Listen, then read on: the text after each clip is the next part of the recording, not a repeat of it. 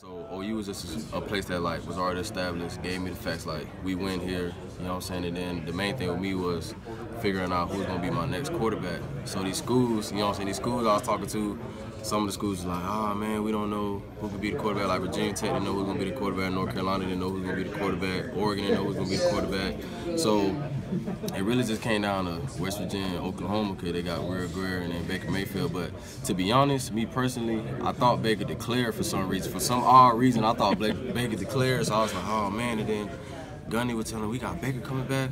I was like, wait, Baker's coming back? So he said, yeah, and then like, I kind of already knew I was gonna come here, man. I'll be able to catch passes from him, you know what I'm saying? So that's pretty much what was going through my whole process. Jeff Badet seems like an interesting character. He is. You know, he's come in and again incredibly mature. Kind of like Geno Lewis the other years, last year, and he's brought a lot of character here, and he's definitely a cool guy to be around. Yeah, Baker texted me. We was texting for a while during the whole recruiting process. He just plain and simple. Hey man, come catch passes from me. Yeah, that's how simple it was, and I was just like, yeah man, we're gonna make it happen. So yeah, we were texting the whole time, talking and stuff like that. What does stand out to you about Baker as a quarterback? Man, I feel like people that really don't know him probably think he's that famous guy and don't do this and that. Man, Baker interacts with everybody. He's real cool, you know what I'm saying? Not knowing who Baker was, it's the Baker that's throwing all these touchdowns in the Heisman, you know what I'm saying? I didn't really get to know Baker, but what stands out is just like how he interacts with everybody. Like he don't sing anybody out, you know what I'm saying? He don't have just this crowd who he talks to. He's just a guy that's for everybody. He's a people's person. So that's what stands out. What was that first text like that you got from him when he's like, hey, it's Baker Mayfield, like how are you? Like what was that like? Hey, that's crazy because I was, that's so funny because I was telling my roommates at Kentucky, I was like, hey y'all, Baker just texted me, man. They're like, oh, for real? Probably thought a celebrity texted me or something. Oh, matter of fact, one fun fact that I liked is from Baker when I got here. I was like, man, why didn't you declare, man? Like, you could have been like a top quarterback. And his response was, man, I'm just trying to win a natty. And I respected that since day one. He told me that. And I was like, hey, I'm here to help.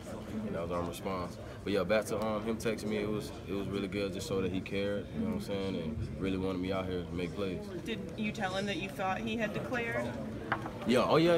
What did he say to that? I actually told him that when I got up here. I was like, man, I thought you declared, man.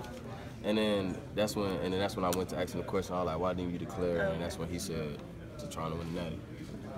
He's showed a lot of promise in camp so far, and being a new guy and a new system and stuff like that, and being able to make big plays in practice is it's very impressive.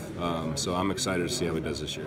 He's a smart kid, and he's worked really hard, and he knows this is his last year, and so I think he's done a great job of staying above the curve and getting ready for the season. He's incredibly athletic. He's very fast, and he's able to make big plays and go for the ball. Can your experience on the Division I level, catching so many passes as you have, is it too soon to say you could be the #1 receiver in this offense?